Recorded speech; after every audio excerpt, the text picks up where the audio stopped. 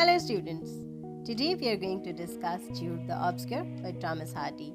As we all know that this very novel, Jude the Obscure, is one of the representative novels of Victorian era. Let's move to the contents.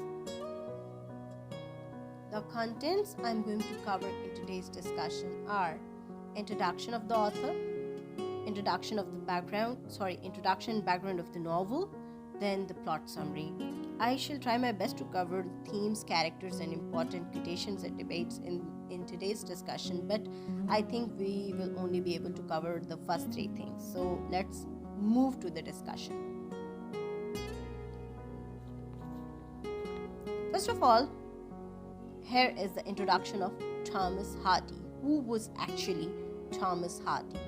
Hardy was born in 1840, England. He was a Victorian poet and novelist,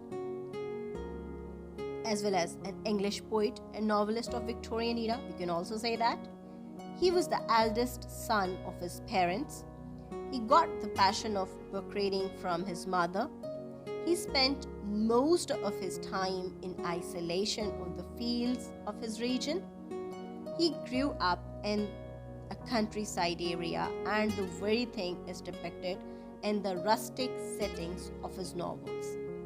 He was inspired of the ideas of Charles Swinburne, Robert Browning, and Charles Darwin.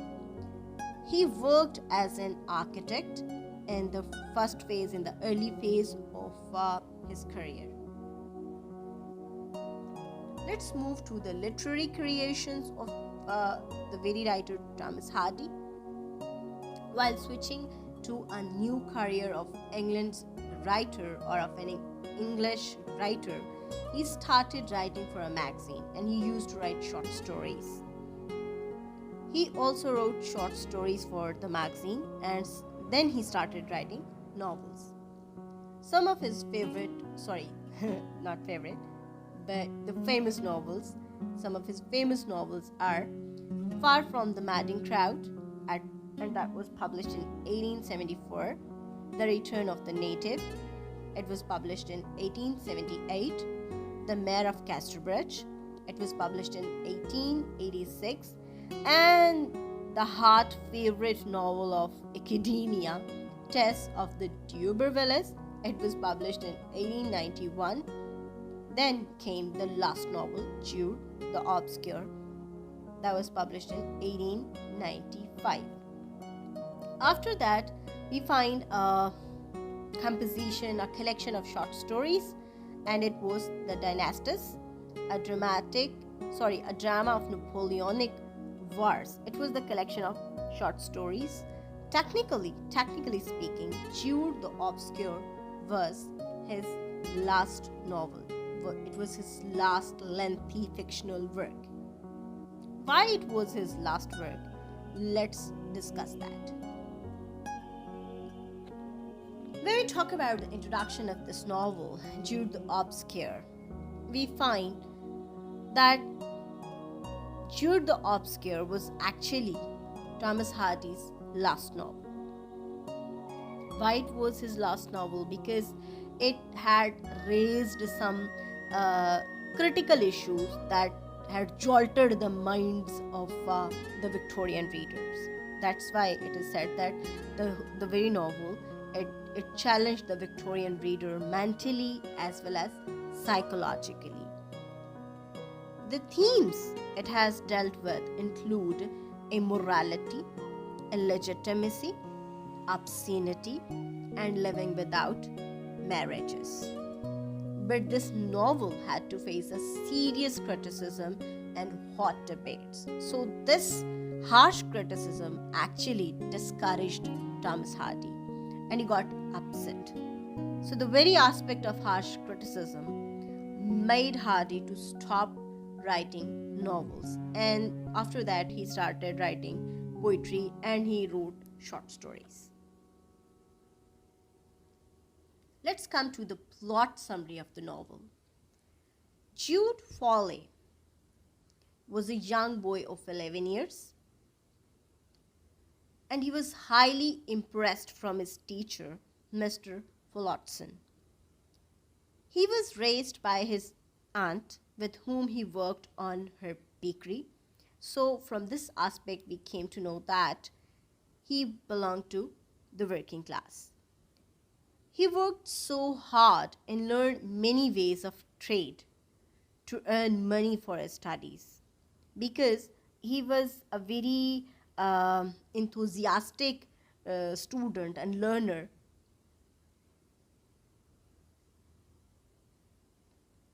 and to he wanted to become a classical scholar. But eventually he fell in love, or he got infatuated from Arabella Dunn, and he had to marry Arabella Dunn. Why? Because it was a whole drama, it was a plotted drama, it was a trick. He fell in love and got married with Arabella Dunn, who had made him to think that he was going to be the father of her child.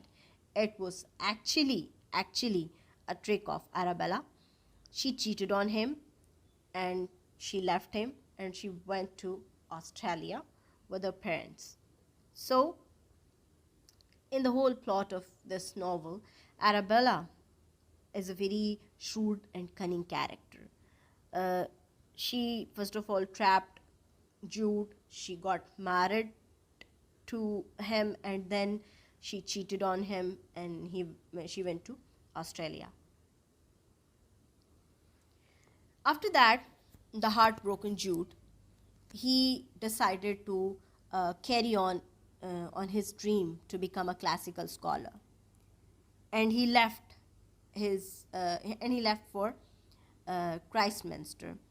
It is pronounced as Christminster because it is named after a monastery, and it was his inspiration to follow the footsteps of his own school teacher, who was his favorite teacher, and his name was Mr. Richard Fulotson.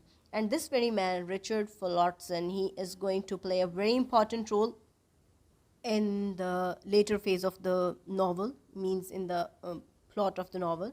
Mr. Richard Fulotson, he is going to play a very important role. Well, on the other hand, we were talking about Jude's desire to become a classical scholar, so he had a desire to study in the university.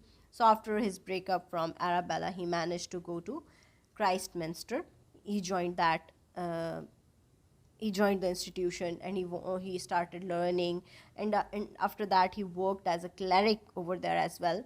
Jude then met his cousin Sue Brighthead, and she is also another sensitive character, just like Jude.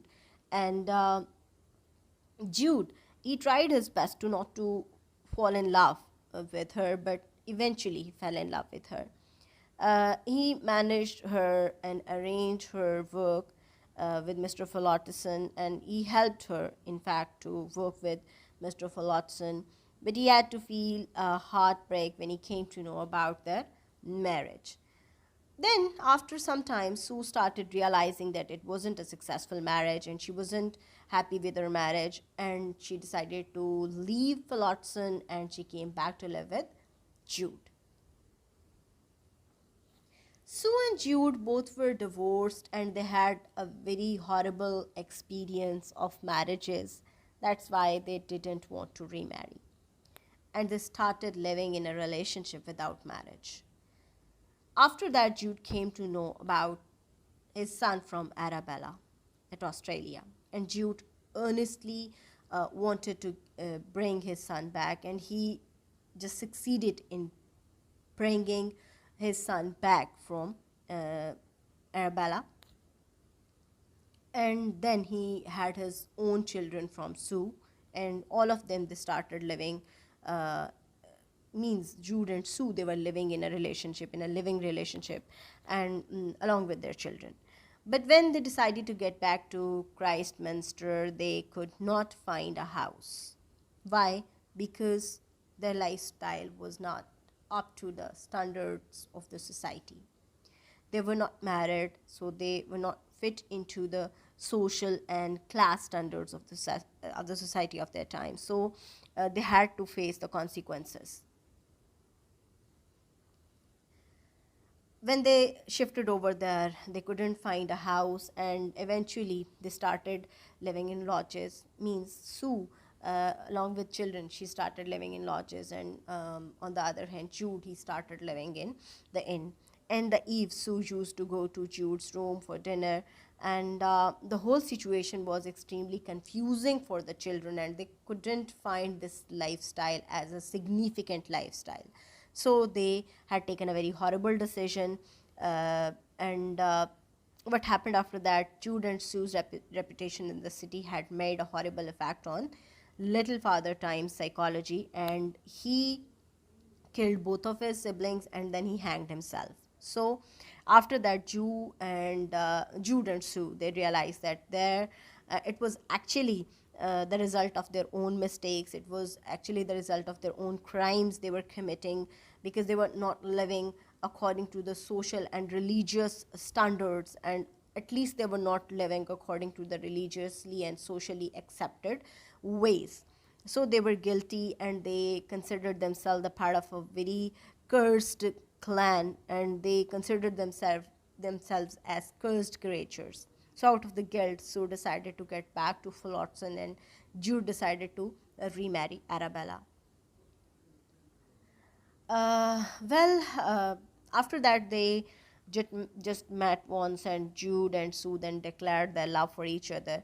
But Jude died at the end, soon after that, and he died in isolation. Jude died in isolation because his marriage with Arabella was not a successful marriage. Again, it was just fulfilling the social standards, the standards of social acceptability and social integrity, but it wasn't a peaceful marriage, it wasn't a happy marriage. So Jude died in isolation, and at the end, only Arabella and Mrs. Adeline were standing by the side of his coffin. And Sue, on the other hand, she started living with Fullerton, and it wasn't a happy relationship, but it was a socially accepted relationship. So the whole scenario, it tells us one thing. It clarifies us that the Victorian society was a type of society that had some sort of hypocritic standards. It wasn't allowing, it wasn't accepting the individuals who were trying to exercise their own wills. So over there, they were so traditional and conventional that they did not allow an individual to decide for his or her life. They didn't allow an individual to live according to his dreams and desires, and they didn't allow an individual to fulfill his plans if he or she belongs to an average class. So this belong to an average class. So this is the plot line of the very novel, and in the next video I shall try my best to cover the whole debate, and we will discuss the characters, the themes, and important debates and quotations of the novel. And if you like my videos, please subscribe to my channel and promote this channel with your friends, in your literary circles, and promote the platform of English literature on a click, please. Thank you so much for today. Allah Hafiz.